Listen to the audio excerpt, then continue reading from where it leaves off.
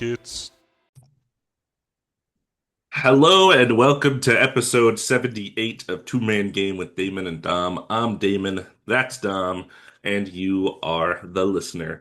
Before we get into it today, please like, comment, and subscribe on YouTube. If you're listening on Spotify, leave 5 stars, and on either platform, share, and share again. Episode 78, June 1st, the date of this recording, and we are ready for the finals. It has been about 2 weeks since we've been on. We didn't talk at all during the conference finals, but we'll recap the whole thing for you now. I wanted to rock my shirt that you got me today with Paul George on it. I like to think of this as the Paul George finals. Yeah, so Paul George traded from the Pacers for Oladipo, Sabonis, and some other things. Sabonis, of course, traded for Halliburton. And then Paul George also traded to the Clippers from the Thunder for SGA and a bunch of picks. I think one of them was used to select J-Dub. So Yeah. just Paul George everywhere in this series. Thanks, Paul George. Hope you had fun over there in the 13 seeded 76ers. Dom, I hope you're doing better than Paul George. How are you? Hey, I am doing better than Paul George. Thank you for asking. No, I'm super excited for the finals. I think it's going to be as much as I was rooting for a game seven. I really did think that the Pacers were going to edge it out. The more the conference finals went on, and Thunder and Pacers are super fun, exciting, fast, young teams. So I'm excited to have a really entertaining finals. Besides that, I'm doing good too. I'm excited. We have like a show in a few weeks. We haven't had one in a while, and we're just getting ready for that. Rehearsing and practicing a lot, and playing music's my favorite. After talking about basketball, that is. Of course, Of of course. course, of course, of course. But yeah, no, I'm doing all right and trying to enjoy the weekend while I can. It's on the warmer side here than it has been, but you know, no bad days. How are you doing? Yeah, I'm doing all right. It's getting to the summertime at my job, which means it slows down a little bit. And it's a little easier going, but also probably a little slower from day to day. Aside from that, can't complain too much in the life aspect. Life feels fine. It's like 100 degrees here, but that's how it works in Texas in the summer. So nothing new for us. But yeah, I'm excited. I'm excited for the finals. Gonna be sad when they're over because then there'll be no basketball here for a while. But and this will be our second year of full season basketball I coverage, which is know. crazy. Isn't that crazy? I already was thinking of some stuff we could talk about over the off season too, some kind of fun things. So Yeah, just so you know, it'll be big. yeah, I'm But excited. first, let's talk about some news, huh? Let us talk about some news. Hey, you know what? It's news time. News It's time. It's news time. this our like Uh, segment. that's our segment. News News time. It's time. news time.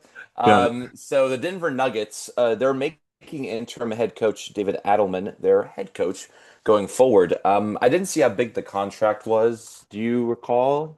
No, I didn't see any details. I just saw that it was announced. Um, Okay. So so he was Michael Malone was let go, and then he was made the head coach for like the last 8 games of the regular season, something it like was that. 3. Oh, it was only 3. Okay, I I wanted think to Taylor say Jenkins was 8 around there. that sounds about right.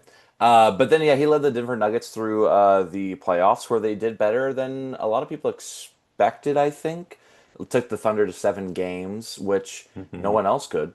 So, it seems like all the players like him. That's a big reason why they made him the interim head coach. So, we'll see what he does. I'm more interested in what the GM does, if I'm being Well, they haven't honest. found one yet. They're I still know. gonna Yeah, they're they're still like, gonna get one of ugh. those. I don't know. Oh, I don't know what to do with this team. That's a little crazy. Yeah, But we talked about the contracts a little bit last time with Jamal Murray and PJ. Yeah, that's an expensive team with not a lot of depth. So yeah, we'll see. yeah, we'll see. But we got some a lot bigger news. This came out I think last week, but it's just been so long we haven't talked about it yet. But Yeah. tell me about it. Let's do some teams. All the teams were finally announced. The last awards we were waiting for. We'll start with the rookie teams here. First team, Stephon Castle, of course, Rookie of the Year. Zachary Ricochet, Jalen Wells, Zach Edey, and Alex Sarr. Second team, Matas Buzelis, Bub Carrington, Donovan Clingan, Khalil Ware, and Yves Missy. So for me, that is eight of 10, which I'm okay with. I'm okay with. My last two that I didn't have on there, Dalton Connect and Ryan Dunn, just shots in the dark. Really, once I got the first eight guys on there, I was like, I don't know. So I didn't have Matas, which feels kind of silly now. And I didn't have Clayton because I just didn't think he played enough. Yeah. But Montas, he came on late in the year, so that's why I didn't have him on there for some of the guys that had played, Yeah. the whole No, I year remember. basically. Yeah, that was the reasoning. Yeah, yeah. And I mean, I think that makes total sense. I also didn't have Klingon. I don't have my picks in front of You me. don't I have your forgot. list, yeah. I know I put Buzalis there because Lithuanians. I have to. But yeah, I wasn't really surprised. I mean, a lot of these guys. It's weird not to see. Um, who was the guy on the 76ers who was so good in the beginning of the year and then Jared broke like McCain. yeah, it's just weird not to see him because he was really hooping, but obviously he was out. So that he won't get that recognition that he did in the beginning of the season. But yeah, Donovan Clean was like a double machine. He had foul trouble. That's why I Hmm. didn't really like think too much of him. But it's a good list of rookies. Um, Yeah. Zach Edey's a little high. I think he just got more play than a lot of these guys. So Yeah, I had Edie. I had Edie and no, I had Sar on my first team. I had Edie on my second team, Khalil Ware on my first team. But other mhm. than that, it was yeah, I felt good. Felt good about this. I didn't think anyone was particularly snubbed. So Yeah, yeah, I totally agree from there. So congrats to them. On the yeah. 2024-2025 all defensive teams. So, Yeah. of course, on the first team, we have Evan Mobley, who is DPOY, Draymond Green, Dyson Daniels, Lou Dort, and Amin Thompson. Shout out. Yeah. Second team, we got Tumani Kamara, Rudy Gobert, Jaren Jackson Jr., J Dub, and Ivici Zubac. Why did I stumble? Ivici It Zubac. beats I think it's Ivica right? Zubac or Yeah. Zubac. Yeah, there's Yeah, an they say accent. Zubac on the broadcast, and it's like, where do those other letters come from? Yeah. But yeah, I I don't mean, know. did you say Zubac when you did yours? Yeah, I actually had Zubac on my first team. Oh, okay. So I was wrong on the exact team, but in terms of just the 10 guys here, looking at my list, I had the exact 10 guys. Nice. Wow. Teams were not exactly right. I had Jared Jackson and Zubac on my first team, and I had Mobley and Draymond on my second team. But Mobley won Defensive Player of the Year. Draymond was like second in Defensive Player of the Year. So the teams were wrong, but the 10 guys were right. So I feel good about that. Yeah, absolutely. I mean, yeah, all these guys are great. I mean, Amin Thompson being there too is it's very cool to see such a young player be there, and also Tumani Kamara. Even though the Blazers are not good, they True. he really was like a big part of their defense. So. It's very cool to see that he was getting a shout out in the all defensive Yeah. teams. And also Lou Yeah. Dort. I think this is his first time, right? That I'm not sure. I don't know. I don't know where Lou Dort falls in the ultimate. I don't remember him making teams before, but I I know thought he's he was been like, yeah, like lauded for his snubbed. defense. Yeah, and I think I was watching the broadcast too. It's so weird, we see two Thunder players on here. We see Lou Dort, we see J-Dub. They also don't have Chet Holmgren, who is amazing on defense. They also don't have Alex Caruso, who's amazing on defense. So it's like, Yeah, he got. these are definitely the best 10, but it's also like they're very close within that. Yeah, I mean, I know Chet. He missed a lot of the season with that injury, and then Right. Caruso's kind of almost kind of load managed throughout the year. Yeah, Didn't play that much, for which sure. we've seen in the playoffs. Why they've unleashed him. Yeah, absolutely. Gotta love it. Hey, he's right here. He's here with me. Hold up. Where is he? There he is. There he is. There he is. Where's the Caruso goat shirt? It is in my drawer. Naturally, as it should be. Um, It's hanging up and it's hanging up. It's oh, no, yeah, it's no, I'm gonna display all the shirts that no longer are valid and yeah. just like just hang them up. Caruso, the Valanciunas Pelicans Valanciunas. one. Yeah. Yeah. I got you a lot of shirts that don't make any sense anymore. I still love him. Oh well. All NBA teams. We had SGA, Jokic, Giannis, Jason Tatum, and Donovan Mitchell. I think that is the exact first team that we both had, if I'm not Hmm. mistaken. So Yeah. good job on us. Second team, Jalen Brunson, Steph Curry, Anthony Edwards, LeBron, and Evan Mobley. making his way into the second team, which is pretty good. Third team, we had Cade, Tyrese Halliburton, James Harden, Karl Anthony Towns, Jalen Williams. I saw the head shake with James Harden. You didn't like that inclusion? Norman Powell, man. If only he didn't miss that time, man. Yeah, James Harden. Neither of us had him. For me, it was the efficiency. His shooting efficiencies were quite poor. So that's why I didn't have him there. I didn't have J-Dub as well, but I understand the Thunder 68 wins. You probably want to put two guys on the team. The two guys I had that didn't end up making it, Jaren Jackson Jr. Didn't end up making it, and Darius Garland. I had a third Cav on there instead of J-Dub. So I'm really not mad about J-Dub for Garland. Feels fine. I still think Jared Jackson maybe earns a spot over Harden in my eyes, but Yeah, oh well. yeah, And then the teams were exactly right, pretty much for me. nice. I originally had KD, but I took him off because the injury replacement put Halliburton out there. So Oh, nice. Yeah, I'm super happy for all these guys.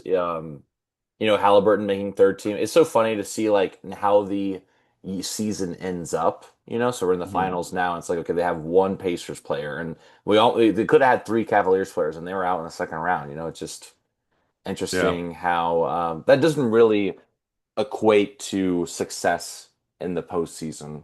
it's a regular These are season right. award, I baby. was just about to say that. Okay, thank you, thank you. Sorry. I'll Thank stop you, talking. Twin. Thank you, Twin. No. It's a regular season award, like you said, and and I think it's going to come up because we're going to talk about the Thunder Wolves series and MVP. It's interesting because all of this is voted on before, but everyone kind of treated like the Nuggets Thunder as like Game 7 as whoever wins this should win MVP. But it Hmm. was already a regular season award, so like that shouldn't have even It was mattered. already decided. Exactly. So it's just interesting when you're more than just a regular viewing fan and you already know it was decided, like it doesn't really matter. But um, when they announce it, it's just so interesting. Like, has it always been this way? Because I feel like it wasn't, but I don't know. Like, what did they do? Like an award a day throughout the playoffs or something? It was weird. Yeah, And then they stopped for a while and waited until the conference final or the second round was over to announce MVP and stuff. So yeah, it's so that's weird. strange. Yeah, it's just so weird to like this year it kind of worked out because both the MVPs were still playing in the playoffs. But it's so weird Yeah. if you win MVP and you're like, oh, we got out in the first round. And you're like at home, like, thank you. I got you're in Cancun. I made MVP. Thank you. Yeah, I can remember Dirk won MVP the year they were the one seed and got upset by the Warriors in the first round. Oh, I'm sure they announced that after he was already yeah. out. And it Yeah. was like, So oh, it's okay. yeah, so that's why it's interesting when you announce the awards that way. But hey, I'm super happy for all these players, especially the younger ones like J-Dub, Halliburton, Cade. This is Cade's first time, I think, being on a Hmm. all NBA team. So congrats to him. Love seeing Anthony Edwards being on second team. Maybe one day he'll get the first team. So yeah, congrats to them. A changing of the guard, except LeBron. He's still Except there, and Steph, I guess. yeah, yeah, And then a bunch of relatively young guys. yeah. No, it's very cool. But you know what I think it's time for? You know what I think it's time for? What is it time for? It's conference finals recap. Conference finals recap. All right. All right, we got Yeah, more segments. that's a great Conference segment song. finals recap. Yeah. I think we're gonna go in the West first, shall we? Let's shout. Nope. Let's shout. That's not English. Let's Uh shall into this together. Let us walk hand in I should have hand. just said we shall. Shall we? We shall. Yeah. Duh. No, we're gonna shall into this. Okay. So the conference finals in the West, it was the first seed Oklahoma City Thunder, and it was the sixth seed Minnesota Timberwolves, Hmm. and it concluded in 5 games, which is Yeah. pretty crazy. Ugly Uh, 5 games. an ugly, really just bogged down 5 games, and the one game the Wolves won was just like not even that fun to watch because it was just a blowout. I mean, if Hmm. if there's anything I want to say before we really get into it, I just want to say shout out Terrence Shannon Jr. for putting in some really great minutes for the Timberwolves. So Oh yeah. happy for him. But yeah, before we get into like the actual games, like we mentioned earlier, Shea Gilgeous-Alexander won the 2025 MVP award. He was my MVP. He was. Did you change to him? No, I had Jokic down the Yeah. stretch, but I, Yeah. I said I was like I'm picking Jokic. I don't think he's gonna win it though. I think Shea's gonna Yeah. win it. It's recency Um, bias. Like he definitely. I mean, if we're talking plainly, and I've said it before on the pod, like Jokic should have won this year, but then Luka should have won last year. So. And I'm never never get gonna over let it. it go. I'll never Never. let it go. But super happy for Shea. So he led the Thunder's 68 wins this season, as well as the first seed in the West. He's the second player in NBA history to average 30 points on at least 50% shooting, 5 rebounds, 5 assists, 1.5 steals, and 1 block. Who's the other person? I'm going to guess Kobe Bryant, It's a great guess. It's an even simpler answer. Michael Jordan. Michael Jordan. Yeah, That's also it's good. insane company to be with. Yeah, for sure. Yeah. So I guess it's the defending numbers probably. That's what because I'm sure people have done 35 and 5, 50% shooting, but I yeah. would assume that the 1.5 steals in the block is the part that probably leaves some other people out. Yeah, and I was thinking Kobe because he was great at steals. I don't think he was really more of a block guy, so I guess that makes sense. But He was not an assist guy, that's for sure. yeah, but five to me, 5 assists wasn't Uh, that much, but I guess he really it would be interesting to see how many like throughout his entire career what his average and assists were. Because if it's below 5, I'm gonna feel terrible. I can look right now. Okay, I'll keep talking, but this is mostly just for me. So the Thunder won the first 2 games at home pretty convincingly. Their defense was insane. We mentioned it earlier. They have 2 players on the defensive all time, and they could have had easily like 2 more, and maybe Yeah. even Case and Wallace and that. Like his defense, I think I texted you this. His hmm defense is insane. Just the fact that he's able to keep up with everyone. Yeah, I mean their whole team, Shea, Cason Wallace, J-Dub, Lou Dort, Chet, Caruso. That's like 6 all defensive level players right there. And then Hartenstein is no slouch at his own right, down low as well. So, I mean, they just had constant defense, kind of switch everything. I mean, it was tough. Yeah, they And did a lot of. Sorry. sorry, no, go ahead. Go ahead. No, hey, okay, fine. I think I'm just gonna say what you're gonna say, which is they were able to force a lot of turnovers. That was like the big thing that like we noticed is that like there's a lot of active hands with the Thunder, hmm and maybe you want to attribute that to like they're younger, they have a bit more energy, so they're always kind of moving. I feel like it never really felt like they had a set defense and it was stagnant. It always was very uh dynamic, like I moved with the offense. And like you hmm said, they're switching everything. So tough to penetrate that, then kick out, especially if your guys aren't making threes. Like the Timberwolves, like they were not shooting well from three. The only game they shot really, really well from three, they blew out the Thunder, and then everything else was, you know, not great. But I think it's also interesting to mention that the Thunder did not shoot from three that well this entire series. I think their average was like 32%. Like it's below Yeah. average. But I guess they just made everyone else like their defense was that good, so they didn't let anyone score. Defense to offense Yeah. was big for them. Yeah, they just won the possession battle. Even if they didn't have a three, they typically did get good looks on offense because of Shea and kind of his mid-range automatic. That kind of just puts defenses in a bind, and it's tough. I think especially because a lot of defenses nowadays in the NBA are so oriented on preventing layups and threes. When a team is constantly getting in the mid-range, it's like, oh, this is not this is not how we defend 29 other teams. So it's difficult to adjust to that, I Yeah. think. So Yeah, it's absolutely. it's almost like reverting back in time with the offenses causing issues for defenses that are learning like the more modern game, I think. Yeah. And it's so like interesting to see how things will come back. And last year was all about the three. Whoever was making your threes, you're going to win the championship essentially, right? This year, it really seems like whoever can lock in on defense, because we saw that in the Eastern Conference too. When the Knicks locked in on defense, they won the games. When the Pacers locked in on defense, they won. So it's just interesting to see that and the dynamics in the shooting, like you said, so many three-way scorers on the Thunder. Like the Timberwolves just didn't have enough weapons. Randle was playing like he was on the Knicks again in the playoffs. Like Uh, it was yeah, unfortunate because he played so good against the Lakers, and I was like, okay, keep it going, just keep it going. And I was like, oh, didn't happen. yeah, he probably earned himself some money throughout the playoffs and then lost it at the Yeah, end there. literally. So yeah, so game three, that was the game I mentioned. I was listening to it on the radio while driving in Texas. The Wolves just like blew out the Thunder. It was not very fun to watch. They were allowed to play like a lot more physically on hmm defense and let a lot less points for the Thunder. And yeah, there was just a barrage from three for the Timberwolves. So um, it worked out for them. So they were like, okay, maybe we win one more at home. It's 2-2, and they win series. That was the idea, I think. I wanted to talk about this before we move into game four. Hmm. Foul merchant is a fun term, I think, a term that I wouldn't expect to hear, but it was so funny.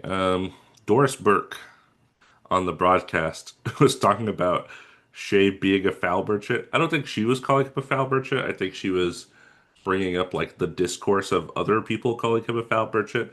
And it's interesting. There's two sides to it. One, I think that Shea gets in like the paint and drives and initiate and like gets contact and stuff a lot more than the other people. Like he just tries to go and get easy shots and happens to get fouled. So that's part of it. I do think the other part though is like it's kind of expected at this point. Like I remember when I was watching I think it was game two or game three, Shea went to drive and I think it was like Jaden McDaniels or someone in front of him just like turned to the side and Shea basically tripped on himself and like fell down and they called a foul. And if you look at the replay, like Jaden McDaniels literally doesn't touch him, like does not make contact with his body at all. He just falls down on his own. But they're like so used to calling fouls when he drives that he gets kind of bailed out sometimes. So it's kind of a two-sided coin. And then I started also seeing signs and stuff in the crowd at Minnesota said like foul merchant and stuff on it, which is kind of funny. Um, yeah, I think it's true both ways. I think he is a good get in the paint, get, contact, get free throws guy, but he also probably does get bailed out sometimes. It's kind of both. Yeah, Any thoughts I on that for the game four talk? yeah. So I'm glad you brought it up because I've been asked this a lot too. Because he won MVP, and actually a lot of people texted me or like I would see was like, oh, I don't think he deserved it, and I asked why. It's like, oh, because everyone says he just drives and picks up fouls, and I was like, if you think that, you're not watching the Oklahoma City Thunder. If you're just listening to what everyone else is saying, they're just going to talk about obviously they're going to talk about what gets the headlines. And it's like people don't think he deserves it. If you watch the Thunder, like you mentioned, if this guy drives to the hoop almost every possession, the amount of times he does it, it just makes sense. Like if you drive the hoop 50 times and you get called 10 fouls on that 50 times, it's 20% of the time you got called. And then if you only drive 5 times but only get one call, that's also still 20%. It's the exact same ratio, but the fact that he does it so much is what hmm people are like grabbing onto. But that's how it's played. He gets fouled.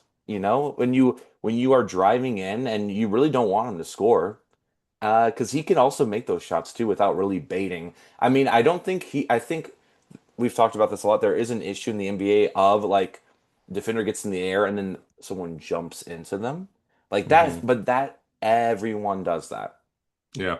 It is not the fact that SGA gets in the paint and has those opportunities. That's why it comes up a lot. Um, I disagree that it is like that it should be this big of a deal that he's at the free throw line. You know what I mean? I don't think it's that big of a deal. Um, but yeah, like the fact that referees are used to it and they call it, it could happen to anyone, but I guess because they're used to him doing it, sure. But I think the refs just need to be more vigilant anyways. But it's a hard job. I don't envy it. I don't Yeah, envy it. We've talked for about this. sure. I don't. But, I don't think at the end of the day it's his fault because his team's in the finals. You know what I mean? He's MVP. Both of those things are true. Yeah. Um, I did want to talk about game four. You mentioned game three being the only game that the role players from Minnesota came to play. But that's not true. They did come in game four as well. But this is where we had an Anthony Edwards conversation and a kind of discourse in the media for a little bit because he got the star treatment. He got blitzed at the top of the key with the ball. His playmaking wasn't always correct. You know, sometimes he threw the ball away, sometimes he threw it. I remember he got blitzed. He threw it to Julius Randle. Julius Randle started driving in and kicked it out to Jaden McDaniels, who was wide open for a three, and Jaden McDaniels missed it. And it's like, okay, well, I don't know what you want Anthony Edwards to do at that point because I think a lot of people are like he needs to be more aggressive, he needs to do this and that, and they kind of weren't giving him the option. They were just having two guys on him at the top of the key whenever they did pick and rolls and stuff. They blitz him from both sides, force him to make a play, get the ball out of his hands, and let the other Wolves beat him. And some of them did. Nikhil Alexander-Walker had a really good game. Naz Reid had a good game. And it was honestly the best game of the series because it was the only one that was relatively close. The other four games were pretty much all blowouts to an extent. And it was a great game. And it was until like the last minute, it turned into a free throw contest. So I wanted to bring up about the intentional fouling rule. I think we texted about this a little bit as well. So the Thunder were up. Wolves coming down the court, down three. Thunder fouled them, so the Wolves can only shoot two free throws. And then the Wolves would foul the Thunder. They would shoot two free throws, and then the Thunder fouled the Wolves. This happened for like four or five possessions in a row. And it was just kind of gross, you know. It was a sad way to end the game. Yes, I understand it's the smart thing to do to not let a team take a three if they're down three, but I'll tell you what, it's not ethical. It's not ethical, that's for sure. It's not basketball. So I think in our text we talked about, you know, maybe you can only intentionally foul when you're down in the last 2 minutes when you're the losing team, and then you know restrict it to the last 2 minutes to take away like the hacka X player here, because that's also another thing that's kind of stupid, I think. Um, I don't know. Those are my thoughts on that. It kind of ruined what was really the only good game in the series because it just turned to both teams shooting free throws, and it was really boring to watch. And the Thunder ended up taking that victory because the Wolves didn't really have that opportunity to come back those last couple moments. Yeah, it just takes out all the gas too that was like part of this game. You know, everyone's on the edge of their seat excited, like, oh, my team might win. And then when you start intentionally fouling, you're like, okay, odds are lower now and it's boring. And also, it's just not fun. The point of sports and basketball, okay, it's to win. I get that. Championship's what you want at the end of the day. Can you also have fun though? You know what I mean? Like and what's not fun is fouling people when you're up and shooting free throws. I'm telling you that right now. And like I know we were talking a little bit about, this too, and it'd be interesting, like you can't intentionally foul in, like the last 2 minutes. And if you do, then you get penalized, almost like a clear path foul, maybe, something like that. Hmm. Um, I don't know if they'll change it. I feel like there'll be a lot of backlash from coaches and like analytic people because they're like this. It takes away one of the strategies. As it is playing basketball, that this is a strategy to do, but also it's just no, it's not fun. So glad you It's brought up clear path fouling because that's another great example where it was a strategy to foul yeah, people in transition and not get easy points, and now it's penalized if you do it. So exactly. yeah. So it's like you got to do, and I honestly thought for a while, I know it never happened. I thought like the intentionally fouling to get someone off the court, like the Hack a Shack back in the 2000s, and then in the other series we'll talk about like Hack a Robinson, Hack a Mitch. I Hmm. thought that was already like not allowed, just because I always thought when I was a kid it was so gross. Like it's just Hmm. so. Yeah, just because this guy's bad at free throws, you're gonna foul him every time. It's like, where's the fun in that? And it's like you're Hmm. just so it's not. You can obviously do that anytime, but it's like also that's not as used as much. It's the more the free throw thing because the game's on the line almost. If you are down and you foul Mitchell Robinson to shoot free throws on the inbound, like I'm not mad because you're strategizing to foul the person that is the worst at shooting free throws as the other team, Hmm. right? But you're not doing it to get him off the court. or to not allow more points. I don't know. It's tough to explain. Like in the middle of the game, doing it makes Well, even in those situations, like teams will usually not have Mitchell Robinson on the court in that one right, game situation down a certain amount of points because they know he will be fouled. And you can't foul until the ball's inbounded. That's another thing. right. If you foul before the inbounds, they get free throws and the ball back. So Yeah, that's why they try to get it into their good free throw shooters. yeah, Like that part is fine, but yeah, the fouling when you're up just so they can't even attempt the three is silly to me. And then yeah, fouling to get guys off the court because they aren't good at free throws is also silly. Both things are silly. yeah. And this is coming from, and I'm saying this coming from a guy. If the Lakers did this against the Bulls, Josh Giddey would have never had a shot at making that half court shot. We would have won that. You know what I mean? Like And the Bulls would I have Cooper Flag. Yeah, well, I've been on the other end of that, and as a basketball fan, I'm way more glad the game ended up that way than my team winning and it being super boring. You know what I mean? Like, Hmm. I'm glad it was more an exciting basketball game than it was a win for my team. Yeah, You know, and sometimes I feel like that is what the sport needs to come down to is like just having a good, entertaining game. yeah. Anyways, game five. Game five Yeah, was boring. yeah, it was boring. Yeah, it was a blowout. Well, yeah, it was The Wolves had nine in the first quarter. yeah, I remember I sent that to you. It was like 9 to like 28 or something like that. It was nasty. Yeah, the Wolves just couldn't get anything going. It was back in OKC. They talk a lot about how tough it is to like play in that arena and it looked like it too. It looked insane. So yeah, Thunder they fans couldn't get just get really anything going. they get up for those games. They what? They all get the shirts on.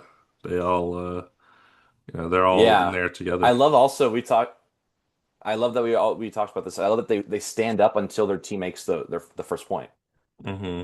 which is pretty cool too. It's just like a way of showing solidarity with your team and whatnot. But yeah, so game five, it was a little bit of a disappointing way for the conference finals to end, although like we mentioned earlier, it was what do you think? Do you think it was really just the Thunder's defense is that good, or do you think the Wolves were it was a fluke they got into the conference finals? Why do you think it wasn't like as close as, a conference finals really feels like it should be? I mean, I will say also last year the conference finals were 5-1 as well in 5 games. Dallas won, but we did have game winners. We did have closer, Yeah. you know, matches. Honestly, I think the Thunder were just a better team than the Wolves. I don't think it's necessarily a fluke that the Wolves made it because I mean, we originally had the Wolves and Lakers series being pretty close, and then we both had the Wolves beating the Warriors. So it's not like surprising that they got here. I think it's a really bad matchup for them. Um, like the Wolves were built by the Nuggets former GM to beat the Nuggets, to beat the big Jokic. And that was about it. They were not built for this kind of wing team that is just throws all this stuff at you. And they just have a lot of answers for Anthony Edwards and not a lot of other things going in their favor. So honestly, I just think it was an unfortunate matchup that they would have had to have some legendary offense and playmaking and stuff and things their team isn't really cut out for. So it wasn't surprising the result. I mean, I think we did pick a longer series, but uh, yeah, I think the Thunder just match up super well with them. Yeah, I'm pretty sure you said Thunder in 5 and I said Thunder in 6. Mm, I remember you just love those 5. You're doing a mm. lot. But yeah, it was just a little underwhelming. But yeah, I agree with a lot of what you said. It just Thunder just outmatched them in kind of every way, and Rudy Gobert was not as dominant as you wanted him to be. He was his hands. Yeah, The amount of times he got the ball and just like dropped it, or he just got slapped out of his hands was just like they're too active down low for him to like be you, able to really be. you thought after the Lakers series that he could play offense, but not No, in this one. we just couldn't play defense. But yeah, so what do you think's next for the Wolves? It's tough. Their team's really expensive. You know, part of the cat trade was breaking that contract up into Julius Randle, Dante DiVincenzo. I know they'll have Dante on the books. I think though Julius is now a free agent, maybe with a player option or something like that. And I think when they originally traded for him, they were okay if he walked. And now I'm not sure if that's the case. After he had a pretty good first two rounds, and this round it was not as good, but um, he could be a crucial part of that team going forward. They also have Nikhil Alexander-Walker is going to be an unrestricted free agent, I think. I don't know if they'll have the means to bring him back. And then Naz Reid, I think, is also up for contract. So I don't think there's any way they bring all three of those guys back, which is unfortunate. I don't think they have the money to do so. Um, so you kind of have to pick and choose there. I don't really know what kind of moves they can make. I don't know what trades are kind of in the books for them. They have a bunch of young guys that don't play. Rob Dillingham didn't even show up in the series, really. Terrence Shannon, you mentioned, did show up at the end. Maybe he'll get a little more run as next season and all that. Um, they got just like the Leonard Millers and Luca Garzas of the world just hanging out on their bench. I don't know if any of those guys will ever be anything for them, but they're gonna have to find something because they're about to, I think, miss out on a guy or two, and they'll have to find other people to plug in there. I think Anthony Edwards will. Last season I think he went to his offseason really focusing on shooting, and then he came out and had like the best three-point shooting season in the league, basically. Hmm. So this offseason, maybe it's playmaking. Maybe that's the aspect he kind of focuses on after this series, and I believe that he will. I think he'll have the work ethic like no other, and he'll get a little better. But yeah, I don't know. I don't know what the move is. They originally built to beat the Nuggets and did that last year. I don't know how they kind of shift to beat the Thunder, and I don't really see the Thunder going anywhere. So it's going to be tough for anyone really in the West. But yeah, I don't think they have the money to kind of figure it out in the way they probably need to. Yeah. No, I agree with all of that. I think first of all, they should be super proud for getting to the conference finals twice in 2 years after not going for such a long time, you know? I don't think it's a Hmm. discouraging thing. I think it's a okay, we know we can be this good. How do we become what's that next step?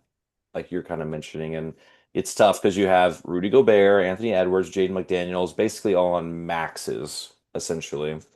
Um, my first thought is, okay, you try to trade Rudy Gobert or you try to trade Julius Randle. If you trade Gobert, it's like you gave up so much for him and you're already gonna like give him up. It's like what do you even get back for that? Because it won't be what you gave up, that's for sure. So um yeah, I don't know how they can proceed. I wonder if some of the people like Nasreed or Nikhil will like stick around because they like playing there and they'll take a little bit of a pay cut, you know. But Hmm. I don't know because like, can you take a pay cut to get to lose in five to the Thunder next year in the conference finals? You know, it's like, how does that really work? Dante, I think, is there for another 2 years, I think, after this year. Like 8 million. So I think he is a really good player. He was definitely one of the brighter sides. I know he couldn't shoot from three this series as well, but during the season, he really provided that spark off the bench, and same as like Nikhil and Nas. So yeah, it's tough. But they should be super happy. They got further than I expected, you know. So Yeah, super happy for him. I we think we will should talk. see. Yeah, I think we should talk now about a team that no one would have ever guessed would make it to the finals this season. Yeah, who was that? Who do you Okay, fine, let's speak talk of? about it. The Indiana Pacers. Congratulations to the Mm, Indiana Pacers. This is crazy. Pacers Um, in six. Pacers Called and it here. yeah. Yes, sir. Yeah, you did. I said Knicks in six, and it could still be seven. No, it's no. Uh, No, it's done. It's over. Do you want to take the lead on this one? Man, I would be glad to. I would Please. love to. Game one. We gotta start with game one. Oh well, okay, okay, because then I'll pop in because this was a okay. You go you start it though because you were watching The first. this is probably the best NBA game ever that I've ever watched, personally. And I had it on watching. I think it was a Wednesday, maybe. I don't know. It Yes, was it a was a Wednesday. Wednesday. I was driving to my dad's. Yeah, yeah. Sure was a Wednesday. I had it on. I was watching. It was a great game, close game. First half was really, really close. Second half, the Knicks started pulling away, and I was like, okay, it's not that great. Um, there's 2:45 left in the game. The Knicks are up 14, and I was about to start a Star Wars RP session with Ryan and other people, Mason, that are in that. And I said, okay, it looks like this game's handled. I'll go ahead and I'll turn that one off. And I'm sitting here, doing Star Wars or whatever. And I look at my phone, I get a text and it says, wow, I'm listening to this game while I'm driving. OT crazy, something like that. I said, huh? That's right. What game? Different game, right? Different game, Yeah, right? I was like, there's only one game on today. What do you speak of? I opened the game and it said overtime, and I'm like, what happened? I'm so confused. So we watch overtime, and the overtime's crazy. The Pacers end up, shooting well and winning. But then I went back. I went back to look at it, and right after the game was over, I was like, "What happened?" Because I was sure that the Knicks won this game. So I'm going back and I just watched like the last 3 minutes. Just found it online somewhere. Um, it's crazy. Aaron Nesmith turned into Reggie Miller. That's what people will say because Pacers. The guy hit some bonkers threes, like three or four of them, and I was like, "How?" Like just off the dribble, I'm just gonna shoot this three like I'm a 45% three-point shooter, and he made all of them, and it was crazy. And then the Knicks kind of flummoxed down the stretch, missing free throws, a lot of crucial free throws missed for them, um, and also shots made for like the Pacers scored more than 14 because the Knicks scored two. Like the Knicks were actively scoring as well. So the Pacers scored at least 20 points in like the last 3 minutes, basically. And then Halliburton driving to the hoop, and Mitchell Robinson comes out in front of him, and he just 180s. He's like, okay, I'm actually not gonna Ugh. try. I'm not gonna try to lay up against that guy. Turns around, takes a step back. For me, it was clearly a two when I watched it, but I guess everyone else thought it was a three. But his foot was like way over the line. It was definitely a two. Makes it crazy, crazy Pacers energy. Does the Reggie Miller choking thing that he did to the Knicks back in 2000 in the conference finals. Um, and the Pacers are freaking out. It's a two. They go to overtime. It was a crazy game. Pacers ended up winning an OT. They asked Halliburton afterwards. He was like, I shouldn't have done the choking thing because I thought it was over and it wasn't over. It's like, I don't think I'll do it again. I ruined it. I messed it up. But it was just probably the craziest game that I've ever watched. I still think it's worth going to watch. And it's crazy because I looked up the highlights after two because I was curious because, the NBA always does like a 10 to 15 minute highlight video for every game. Like the first half of this game that I was watching, and I was like, this is such a good close basketball game. It's over in like 3 minutes in the Yeah. highlight video. It's all focused on, the crazy comeback in overtime.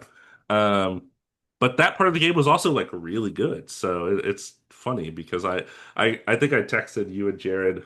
I said like Pacers and Knicks are playing a really good game right now, guys, or something like that in our little group chat.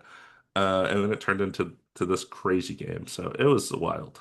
Yeah, so let me tell you my side of this because it was crazy. So I was driving to my dad's from visiting Texas, driving from I didn't mention that. Yeah, I shout out to my parents. I went home last week and I had a great time. So happy birthday, Dad. Um Happy birthday. and so I was driving to my dad's and I missed the first three quarters.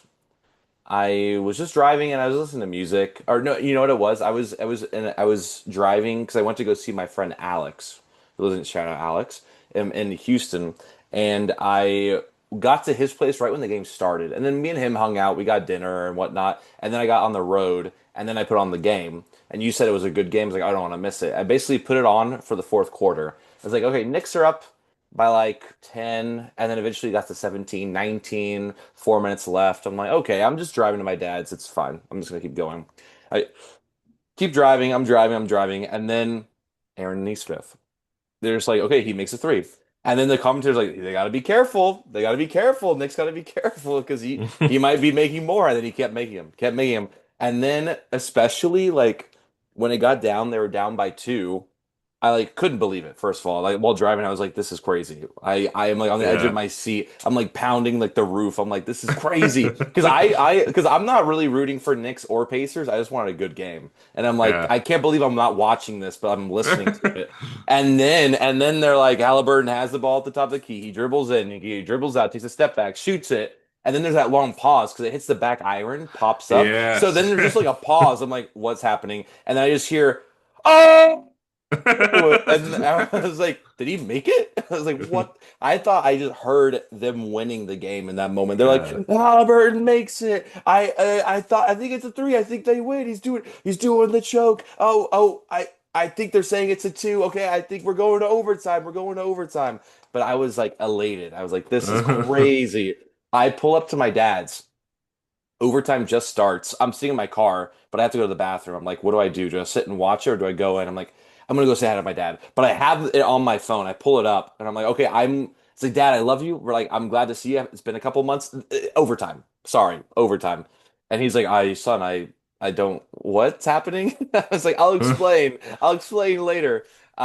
Anyway, so then me and him just like finished watching overtime like on my phone, basically. And yeah, it was crazy. It was such a crazy game. I'm glad I got to like hear it, I won't forget that experience for sure. And yeah, when I texted you like overtime, you go, "What?" They're up by like 17 with like 3 minutes left. I was like, "Yeah." But yeah, Yeah, that it was that was a crazy game one. just wild. Yeah. Uh Absolutely wild. Give a game the Knicks should have won for sure. Yeah. I just want to say, Knicks, thank you for not fouling Halliburton, so he would have to take the free throw. I know you were only up by two, but see, if you would have intentionally fouled him, it wouldn't have been as fun. It wouldn't have been as fun. We wouldn't have enjoyed that. Hmm. Um, yeah, and it was a crazy game. What a game the Knicks should have won. They lost at home in MSG. It's kind of a crazy, momentum swinger of a game there.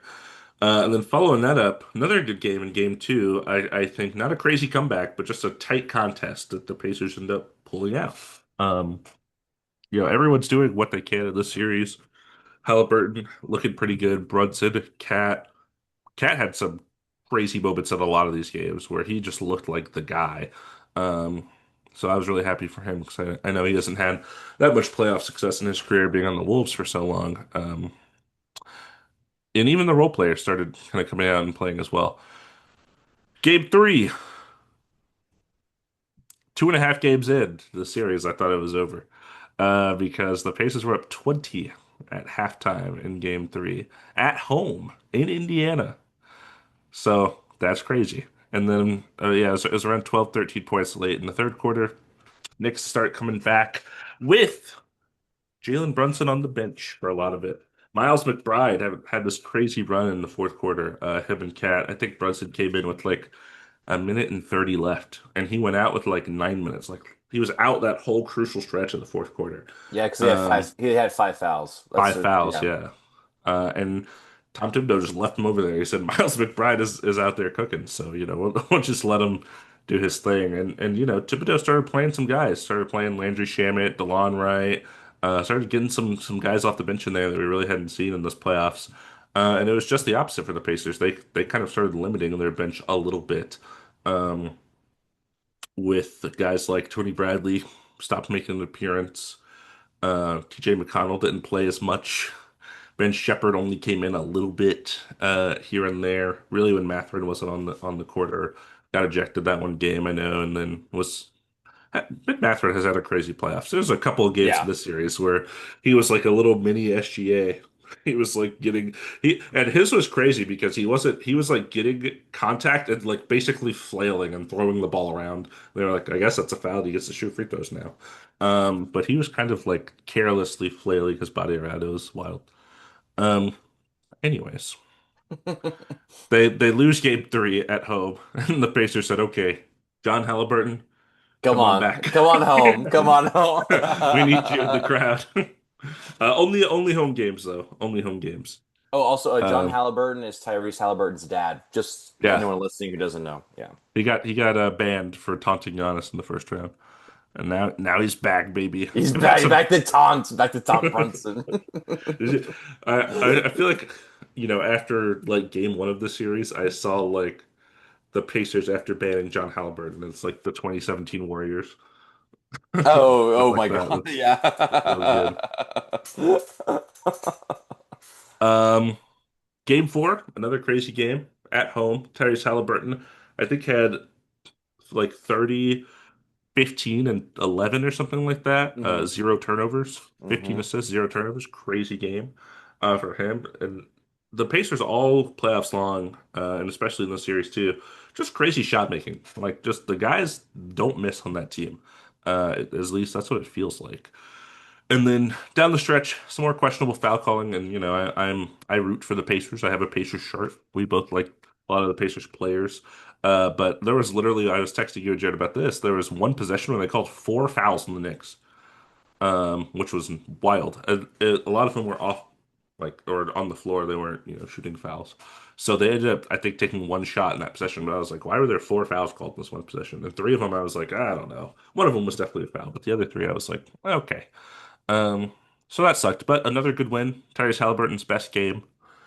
Pacers go up 3-1, and then they went back to the Garden. I'll let you take over because I feel like you watched these last couple games probably a little more than Yeah. I did. Well, I watched game five. Game six, I was listening on the on the radio. But game five, the Knicks won after it was the first quarter was like 41-40. It was a super high scoring first quarter. Jalen Brunson was just going off, and then I think it was Pascal Siakam who was going off because Tyrese Yeah, he Halliburton had did like not have a 20 or good game something. five. Yeah. Yeah. But yeah, so the Knicks, if none of these were blowouts by any means, but this game, the Knicks really had the lead the whole game essentially. hmm And the Pacers just could not get anything going. Nimhart didn't look right. Neesmith, I think, injured his knee either at the game Yeah, he like into tweaked his game ankle in one of the three or games. game, yeah. So he Mhm. didn't look exactly right. The Knicks were just running on all cylinders. Just everything was clicking for them. They had Landry Shamet coming off the bench, DeLon Wright, and they were doing the things they needed to be doing. And Precious Achua came into a little bit. So For like 2 minutes. Yeah. yeah, but we got to see him. Yeah, and yeah, at the end of this game, Halliburton, after coming off of a historic performance, only had 8 games. I think he was like 2 of 7 Eight from the points. field. Yeah, only took like 7 shots, which or something, which is You said 8 games. That's oh, why I said 8 points. I'm sorry. Hey, I'm sorry. Yeah, Is that uncanny? Hey, hey. it's a Sorry little, about that. it's a little It's uncanny. yeah, no, he only had 8 points at the end of the game, only taking 7 shots, which your best player should not be doing. Although Pascal Siakam kind of looked like the better uh, player, but he's been there before, so he knows what he's doing. But That's a champion. yes. So Knicks won game five at home. So they kept the series alive, which all of us neutral NBA fans really enjoyed and appreciated. And then I knew game six was really going to be the tough one. And the Pacers won. It was close a lot of the game. The Knicks kept it within like a couple points always. I think halftime hmm they were up by like three. Like Pacers were up by like three. So Yeah, third quarter though happened, and then Pacers just pulled away. Uh, yeah, I think you were actually watching the game at this point, right? yeah, You were yeah. texting me about that. I watched this whole game. Yeah. Oh, you did? Okay, cool. So, hmm if you tell me a little bit about it, because I was listening, so it's hard to, imagine really what was happening on the court, but it just seemed like the Knicks really they could get close, but then Pacers just like locked in on offense and defense, and then just took care of business.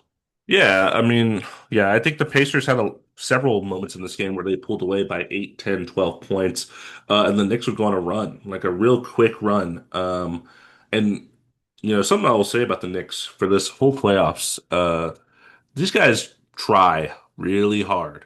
Like, I swear I could see the sweat follicles on OG Anunoby when they showed him on the camera 'cause he was like profusely sweating out there, but he was trying his ass off. Same thing for Mikal Bridges, for Cat, for Brunson. All these guys out there just trying their hardest. Josh Hart didn't look great in the series, worth mentioning. Mitchell Robinson, awesome. Mitchell Robinson had 5 offensive rebounds in the first quarter in this game, which is crazy. So he was looking great, and I mean they were doing exactly what they need to do. The Pacers just have had throughout this whole playoff so much resilience and so much fight as well that they never really panicked. I think when teams like the Knicks or anyone that they played in this playoffs, they would get close, and a lot of teams are like, oh God, like they have no momentum. We're kind of fumbling a little bit, and then that team completes the comeback. I feel like the Pacers, Rick Carlisle would call timely timeouts, talk to his guys, and then they would just come out still aggressive, 100%, running down the court. I swear I've watched Pascal Siakam make 50 layups on transition in this series. Like, even on a make, they would just fling the ball down the court layup because whoever didn't, get back in time. If they have Mitchell Robinson or whoever crashing the offensive board, and, no one is down at the other end to stop them on the rim over there. So, yeah, it was very much Pacers kind of had the lead. Knicks would close the gap. Pacers would extend the gap. Knicks would close the gap. And then honestly, towards the end of the game, fourth quarter, they started really, really pulling away. Like they had like a 15, 20 point lead in the fourth quarter. I really think it boils down to the Knicks just looking tired. A lot of shots that are hitting front rim, falling a little bit short. Guys that have just been going 100 miles an hour all season because Tom Thibodeau typically doesn't play that many people in his rotation. And I feel like they just kind of ran out of gas with this team, the Pacers especially, constantly running up and down the court and playing relatively longer rotations for most of the season. I think it was kind of a big difference maker that leads up to moments like this because when you have your Brunsons and your Cats and those guys playing 40 plus minutes so many games in a row, uh, their effectiveness is going to start wearing down as the playoffs go on. And I kind of think that's what happened. I think they just didn't, like, they really wanted it. You could tell that they wanted it.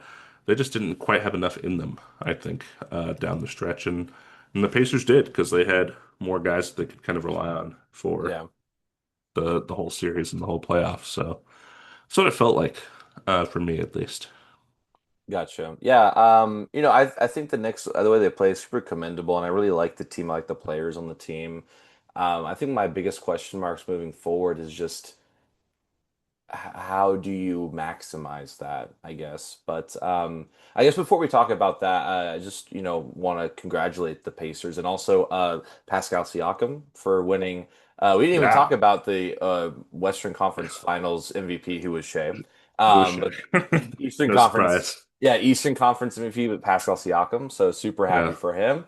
Yeah, Pacers get to go to the finals for the first time in 25 years. Indiana, we're gonna have a small market finals, which I'm super stoked for. I'm so yeah, excited. Flashback to when I said the Thunder are gonna win it all. So just saying. yeah. I don't remember who I said. I Um, don't know. no, it doesn't matter. It's fine. It's fine. But no, yeah, super excited for the Pacers and the Thunder. I'm really, yeah. We'll talk about the preview. But okay, now Knicks. I Mhm. mean, at least when I think of what's next, a lot of what you mentioned, them being tired, the rotation. Do you think it's a coaching issue?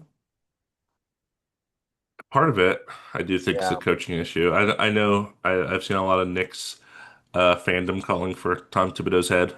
I don't know if they'll fire him. I really don't because he's the only. I mean, there were stretches, with Carmelo Anthony and even before that where they just went through so many coaches in like a really short amount of time. And he's the guy that has kind of led them to the promised land for the first time in forever. Even the conference finals is better than any Knicks team that we've watched in our lifetime, Hmm. except for like the early thousands, maybe. That was like the last time that they're kind of like super, super relevant. Um, so I don't know. It's hard because it's like, do you want to fire that guy that is kind of the guy that has gotten you to this point? But I just feel like there are some kind of flaws in his coaching method, and he seems, from what I understand, relatively stubborn and like not going to change those things. Um, so that would be really tough. But some teams have made these decisions before, I think, where coaches are like relatively well respected, but they're like, you know what, you're not going to be the guy that gets us all the way there. So maybe they need to look for someone else. I mean, I can't really think of anyone on the coaching market that comes to mind immediately. Like, do you want Michael Malone in there? I don't know. Frank Um, Vogel. Frank Vogel, he's out there somewhere doing Yeah, whatever Frank he's Vogel does. wandering in the desert. He's just like, where is my next team? Yeah, so you have to I have a championship. you have to think about who as their replacement. I think is important, and if they think there's a guy out there that can kind of get them that that next step, then go for it. Um, Yeah, because I mean, besides that, how are you? There's not really a lot of money to no, improve your their guys team are that making a way. lot of money. Yeah, and Brunson took that pay cut. So what for 4 years, I think he signed, right? So they have 3 more years to really maximize that contract before he will get his max that he deserves. Um, so you really only have, I feel like that's the clock as you go off Brunson's contract. I feel like everyone else is there at least for relatively a while, maybe Hmm. 1 year or two. I feel like Cat is 2 or 3 years. Mikhail is 2 years. OG is like they just extended him. OG is the one I just looked up. Yeah, last year he signed a 5-year, $212 Yeah, million contract. yeah, Ah, yeah, that's highest paid player in Knicks history. yeah. But Brunson will be that, and whoever signs their next will be the next highest paid. Anyways. But yeah, it's Mikhail is just making 25 next year, and then he'll be a free agent. okay. So it's just one more year for Mikhail.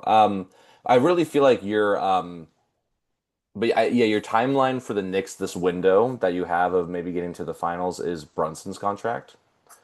You lose McHale, then maybe you can replace him with just a really good wing. Just get Cam Johnson, discount McHale.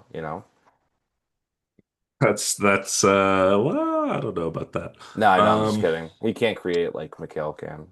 Cat Cat will be making 53 next year, 57 in 2027, and $61 million player option in 2028. Wait. That's a lot of money. That's a lot of money. Oh my They got an gosh. expensive team over there. And I mean, all the player, yeah, at least it's the players you want to pay. It's not Yeah, like random player X that doesn't play. That would suck. yeah. But yeah, I think they just need probably a guy or two more to fill in the bottom of that rotation. They need to. This is a coaching thing. They need to ease in the regular season. They need to coast a little bit. I don't like load managing. I don't like coasting, but you don't have to play your starting 40 minutes a game in the regular season. You You don't. You can don't. play some more people. Yeah, no, I agree. I think these are all very good points. I think that is to me is the most important is just I don't think Tom Thibodeau is going anywhere, at least for the next year.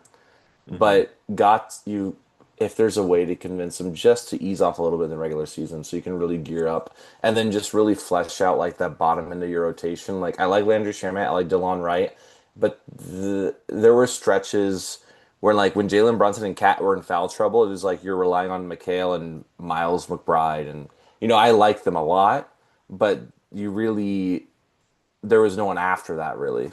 Yeah. So um but Yeah, yeah, we could play Precious a little more in the regular season. he's a good play. He's a good NBA player. We could Exactly. play Jacobe Dattier. I don't know that's the guy's name. Who the heck is that? He's the guy the Knicks drafted this season. Oh, good for Um, him. There's some guy named Furphy on there, I think, too. is Johnny Furphy? Is he a Knick? I He's know a who that Nick. is. Yeah, Um, yeah, they drafted this guy with pick 25 in this draft. How many games do you think he played? too. 18. Oh man, I was off by only 16 rats. How many minutes do you think he averaged in his 18 games played? 1 minute 40 seconds. 6 minutes. Rats. I was off by 4 minutes 20 So, seconds. like, yeah, I That's don't know how good of an NBA player he is. Obviously, I wasn't watching the Knicks play. I mean, I don't know. This guy came in blowouts or something. I don't know when he actually played, but yeah, he was your first round pick this year, and you didn't play him ever. So, like, play it, develop him a little bit. It's yeah, okay. yeah. Come on, Lakers. Play Dalton Connect in the playoffs. Come on. Well, that's a different story. That's a weird relationship they got going on after the Mark Williams thing. We'll talk about it next season. Anyways, Thunder Pacers. Who you got? The Paul George finals. Who you got? You know what segment we call this? Finals preview. Oh, Finals there preview. we go. Finals I was really preview. worried we didn't have a song for this one. No, it's okay because I have one for the wrap up too. Okay, We wrap up. man. Okay. Oh, yeah, I have loved what the Pacers have done. Beating the Bucks, the Cavs, the Knicks. Thunder have gone through the Grizzlies, weren't really a match for them. The Nuggets pushed them to seven. If does the conference finals give you more respect for the Nuggets pushing them to seven? Maybe, maybe. Um, and then they crushed the Wolves. So it's tough because both of these teams, I think, had interesting paths to get here. Um, and I think the Thunder, a lot of their success has been built off of defense and forcing turnovers, and the Pacers don't turn the ball over. Um, that's kind of their thing, so that's kind of a an interesting two-sided coin there. The Pacers want to move really fast. The Thunder's probably want to slow the game down. It's kind of two opposite mindsets here. Um, it's hard. I'll say, the optimist in me wants to go Thunder in seven. That's the optimist in me. I was actually gonna say Thunder in seven too. Oh yeah, yeah, yeah, Yeah, yeah. because I really think there is a way for this series to go that far. And based on, just me watching these teams the last few years and like what the Thunder can do, I think the Thunder are gonna look really good from the beginning. And then I think the Pacers will kind of come alive from home. And I Hmm. think because about these playoffs, I think both of these teams might have the best home crowd. It's tough to pick Mm. either one because they are both insane. Yeah, So, the Pacers will have Caitlin Clark. oh my God, I know. And OKC is gonna have Yeah. OKC is gonna have no, Yeah. they'll have Rashard Lewis, Supersonics legend, There you go. just hanging out. Hey, I'm Rashard Lewis. Like, oh, you're Rashard Lewis? Maybe Jeff Um, Green will go. he's like, hey, I'm Jeff Green.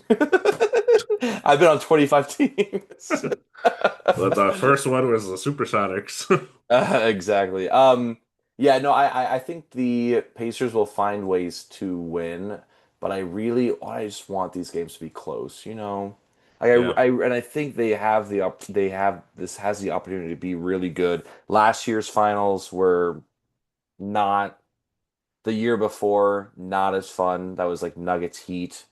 And this Hmm. is Celtics Mavericks was like not as close as you wanted it. Like I Bucks think this Suns 2021. That was a good one. was a good one. Absolutely. Yeah. Warriors Celtics okay. When We I don't when I like either dislike team. both teams, it's hard. Yeah. It's hard. It's they were close, but like it just wasn't that fun. Even yeah, anyway. So like this could be the first one since 2021 to really be like a fun, exciting finals. And also, um, this is the first time I think in a bit where like these are two small markets. It's not small versus big. It's Hmm. two very much like, hey, like you've heard of us, but now we're in the finals, so now you have to watch us, or you should The at least. Battle of the Midwest.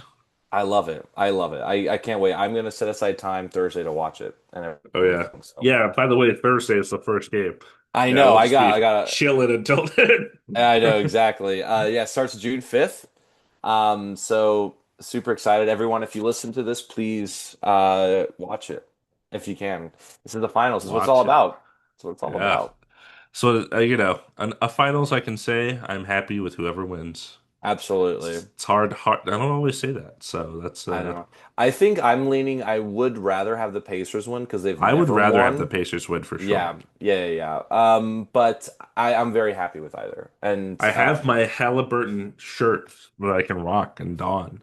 yeah, That would be cool. Shout I out will. Brian. Last year, he put a bet in that the Pacers would win the finals before the playoffs started. He was a year too soon. Oh, Um, really? yeah, Oh, well, shout out. That would be crazy though if it was able to cash out. That'd be a lot. yeah. Yeah.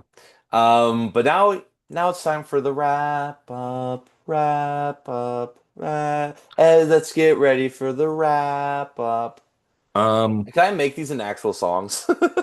if you want to, you can. It's okay, I, man. It's okay, man. I know I, you really want me to. I'm good. I got a lot of stuff happening. I don't have to. Um, I as feel. uh, Did we talk about the finals enough? yeah. We picked. That was about it. Like we didn't. Well, we We said didn't. why. Okay. Do you want to talk more? What the heck else am I gonna say about it? I like them. They're cool. No, I'm You know what excited. Hmm? No, I mean like, it's exciting to see. We kind of saw this last year too. Like these are the young superstars now that are playing against each other in the finals. Like they're now not more than superstar just in name. They are really showing it by leading their team like this far. And um yeah, I just really hope people watch it. Like that's what, I was reading something today like, this is not ideal for the NBA when you have two small markets like this in the finals, but I think it's a great opportunity for um the casual NBA fan to be like, "Oh, there is a really great player uh called Jalen Williams I've never watched before, but I just saw him play on the finals on the Thunder, and I never even heard of Benedict Mathurin, but he came off the bench and was electric." And it's like, you know what I mean? Like I feel like this is a good opportunity, and I hope people take advantage of it. And I hope the NBA realizes that. I'm seeing a ton of stuff already about it, and Hmm. so that makes me excited. But it's just when you see those commercials, you imagine like on TV, like NBA Finals coming up. We got the Oklahoma City Thunder and the Indiana Pacers. So but like it used to be like, oh, Los Angeles Lakers versus San Antonio Spurs. Catch it now. Like it's these like Golden State Warriors taking on the Boston Celtics. And now it's like Oklahoma City and Yeah, Indiana. And like people in other countries are like, what's in Oklahoma? Like, what is fair. that? So but I love that. I'm not complaining about it at all. Let me ask you this. I want to get real close to the mic for this one, so you can hear it nice and And deep. I'll put my eyes right into your soul. There you go. I'm looking right at you. Um, what happens when OKC bust out the city jerseys and the Pacers bust out their city jerseys with graffiti, or they just This wear the pod is all over. yellow? This pod is They just, over. just wear the all yellow against the The black city. like city jersey of Oklahoma. Oh, yucky! What a yucky game. So so I don't ask for much in this life, God. I don't ask for much. I really don't. Um, just try to even it out. Because here's the thing, the Pacers are gonna wear their yellow Are jerseys. they gonna wear their yellow jerseys for every single game in the series? Do you think they haven't worn? Do you think they're the same ones every game too? Absolutely not the No, same I know, ones I every know. game. That was, hey man, I can't make jokes. No, I'm kidding. Oh man, I'm just trying to make a joke. No, but that would be crazy if it was. I have no clue why they keep wearing the yellow. It's crazy because I see them like some of the promo pictures are them wearing the navy blue, and it looks so sick. And It's you're like, like oh, I if only never they even never wear liked them. it that much, but now I'm like, it's the best jersey I've ever seen ever. And Please wear Oklahoma's that one. and the Oklahoma City, like the blue ones are so fresh. Like they Yeah. look so We'll good and probably get some blue and yellow, crisp. and then we'll get some white and yellow, and that'll be what we get. And you know what? That is not my favorite, but I'll take it. God, if it's a Black City jersey, I might have to turn it off. I might, you know what I will do? You know what I will do? If it is that, I will just listen to it on like the radio. I've been Mm, doing that. I don't know. I've been mentioning it a lot. I've been listening when I'm driving around. I just throw it on. It's like it's really not that bad. Like they do a good mm, job of like just. I used to have like the broadcast. Like I wouldn't watch it. I put my phone aside, but I would just listen. But the thing is, these commentators they on TV, Kevin Harlan, they don't really go like play by play like what's happening. They kind of right. just like talk over what's happening. So these ESPN, like I have the ESPN LA app downloaded, and they'll have these national games on there. And these Hmm. commentators really talk about play by play, like, all right, Halliburton drives to the hoop. All right, he passes it out to Pascal Siakam. Pascal Siakam passes it to Andrew Nimhard. Nimhard drives to the hoop, passes it up. Miles Turner, alley oop. Like they're like pretty good about that. So, Get painting a picture for you.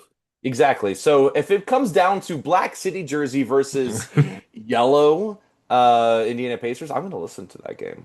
You're I'm not- gonna listen to it. can't watch that one. Yeah, sorry, E. sorry. You won't get my views. Sorry. Oh, also, we didn't mention this. Maybe we'll save it for the next one, but I want to mention it now. NBA on TNT is done. Oh yeah, they are done. That was their last episode. That was their last one yesterday. Crazy. Isn't that crazy? I wonder, is it why they just want more opportunities? Like that's so shout out, Shout out Shaq, Ernie, Kenny, and Charles. you know? It's Yeah, crazy. well, because TNT is done with Yeah. NBA, so yeah, the show went with it. Yeah. Um, Crazy. which is wild. I know they did. I think it was after Game Four. They had like a behind the scenes like Last Dance last season kind of deal. I didn't watch that. I didn't either. I will. I But will one day. It's too fresh. Like I will watch it, but I'm kind of yeah. missing it. Um, yeah, it was weird because I feel like in their episodes winding down, it was like sometimes it was like, oh, Shaq's not there. It's like Jalen Rose is there instead. Yeah. Oh, okay. Oh, He's like, Draymond's here. I'm Great. gonna check Awesome. that. Oh, or the whole, this wasn't in the NBA on TNT, but did you see Michael Malone was joined them on ESPN, I On think? ESPN, Yeah, yeah, yes. yeah. He At the actually, Thunder, and he's like, oh yeah, they're gonna beat Denver because yeah. No, he actually, I liked his insight, pretty well, actually. I thought he did a really good job. yeah, Uh, ESPN just keeps flying through people, man. They got Mike yeah. Breen as the GOAT, and then And then after that, whoever, it's yeah. I it's mean, slim it was pickings. Jeff and Mark Jackson, but they got rid of them like 2 seasons ago, and then it was like JJ and Doris, and then Oh JJ yeah. became a coach, so now it's like Richard Jefferson, I think, is Yeah. ESPN. Yeah. Um, random guys over there. Yeah, absolutely. But They need us, I think. I would we would be so good. We would say way too many bad words though, but it would be so No, we fucking. don't even. You What wouldn't the even say fuck like do a lot you of bad. mean? We don't even The say a lot fuck of you bad words talking? on this podcast. It doesn't happen like when we're in the sports Mm, talking mode. Like we do every now and then, but it's not like constant profanity. yeah, no. Yeah, for sure, for sure. Yeah, but I get really into it at the game. So I also That's the best part. no, I know I and then I would also be like, "What the fuck, ref? That was a fucking foul. What the fuck? You didn't touch him." No, I mean, you watch like Look Stan at the Van review. Gundy. Stan Van Gundy's like, I don't agree with that call. Like I could that's be all he the next does. Stan Van Gundy. My Ooh. life has led me to this, being the next Stan Van Gundy, the next Van Gundy brother. The, Oh goodness. you can Oh imagine man. a life like that. Dom Van Gundy. Dom Jesus. Van Gundy. Yeah, I think the pace I think the Pacers will want to go fast. I think the Thunder will Yeah, want to slow it down. yeah. I don't know who will win that battle, but I think that'll be like the interesting part of the Yeah. series. What I think also when you say that is like the reason why I worked for the Pacers against the Knicks is that the Knicks are kind of slow. Like you got Cat and Mitchell Robinson down low. They're not the quickest guys. Yeah. But with the Thunder, they're pretty quick. So like they're gonna be getting down the court Yeah, pretty that we might see Hartenstein out a little more and yeah. just Chet at the five lineups Yeah. so they can move up and down the court a little quicker for sure. Yeah. I imagine they will try to blitz Halliburton a lot, but he's a better playmaker than Anthony Edwards. So, um, yeah, then you get to the guys that shoot the ball. Jarris Walker made an appearance in Game 6 and got injured. He got So, injured? Is he yeah, he out? got carried to the locker room by Oh, James Johnson. oh, Um, James Johnson. Dude, I love James Johnson. Can that guy get a chip already? Man, yeah. that's crazy. Yeah, so he barely played, but he got injured, which was Oh unfortunate. man, that sucks. I like Jarris Walker. So what happens when you don't play all season? They're like, all right, go play. And he's like, all Put right, me I'm in. playing. Ah, take me out, take me out, I take me wasn't out. conditioned. I wasn't conditioned, I man. wasn't Damn. conditioned. If only I was conditioned. So what happens if Um, you don't play all season? You're not so conditioned. yeah, so Thunder and 7. Yeah. Thunder at 7. That'll Yeah. be the pick for sure. If it goes the other way, I'm not mad. I'm not mad at all. And I'm sure we'll come and we'll have a pod sometime in the midst of these finals because Yeah, this will last for absolutely. a while. I think it's like a game every 3 days, so we'll have Something plenty of time which I to kind of come in and prefer. It was kind of wild to me. At least the scheduling, how it seemed, is like okay. So game one, game two was a day apart. So like it would be a Monday, break Tuesday, then Wednesday. Then you would fly. You'd have 2 days, like one day of travel. Then hmm but what they did in this last conference finals, it was every other day, no matter what. Like even if you did have to travel back and forth, which I thought was kind of crazy, you could have like drawn it out a little bit longer. But you Yeah, know, now we have 4 days until the yeah. finals. So But I guess I didn't expect this. I mean, you have to plan for 7, though. What if you plan like game 5 on the game 1 of the finals? Like, oh, I guess we kind of messed well, that up. like why don't the finals just start like 2 days after the last series wraps up? Why do they plan it ahead of time? dude, these stadiums and these arenas have people and like concerts and Dude, brother, stuff. it's the NBA Finals. I don't give a damn about your concert. I I don't want to go give see Jay Balvin. I want to see a. the Oklahoma City Thunder and the Indiana Pacers. Yeah, for sure. Yeah, I don't even Um, think Jay Balvin's on tour. you can come visit. We can drive up to a Thunder game. Oh yeah, or I could just fly to Oklahoma City. You No, no, I'm gonna don't want to fly. you don't want to drive with me? Wait, how much are tickets? Are you looking right now? That's exactly what I was looking at right now. That's how much Okay, tickets were. Um, okay. this is, by the way, this is not going to happen. So I want people to know that Oh yeah, yeah, yeah. Okay, so it's they all can't about canceled. 600. Okay, first game is 609, then it goes up to 690, 690, 690, and then 1,000, then 1,000, then 1,500 game seven. Wow, that's So, pretty cool. yeah, you want to give me, someone should send us, hey, oh, you know what's nice? Parking's only $30 though. Hey, When look the at ticket is $600, a $30 parking doesn't seem as bad. Yeah, I was like, But when damn, you're that's actually when pretty you considerate. when you're going to a Rockets game for free that you got from your school district, you don't want to pay $30 for parking because the ticket was free. Yeah, Yeah, that's just how it works. yeah. Um, Anyways, is it time for the wrap up? the wrap up, which includes the Wrap up. shot. Yeah, take the shot, King. Take the shot, King. Shoot it in. Shoot your shot, King. Hit the ceiling. That was really bad. No, hey, man. Hey. We previewed the finals. Did we preview the finals? Has it? Ah, Huh? ah, my desk. My chair just hit my desk and started moving it around. Yeah, it did look like you were experiencing an earthquake, which would not make sense. All right. Ah, You just took the shot. This is great. This is great material. So, good it's just content. you yelling and me going, he's still Yeah, shooting. I Me mean, practicing as a commentator. Damon dribble. He missed. Anyway, so yes, sirs. Yes, sirs. okay, alarming. I hope everyone that's watching and listening really enjoyed this, and I'm going to speak directly to the listener. I hope you enjoyed the NBA Finals as much as Turn the Damon and I video on. will. Turn your video on. Turn the video on. We'll wait. Um, we're waiting. Okay, we're done waiting. Just want to say thank you again for listening and like, subscribe. We're very excited to talk about these finals, and we hope you enjoyed listening. And this has been Two Man Game with Damon and Dom. Buckets.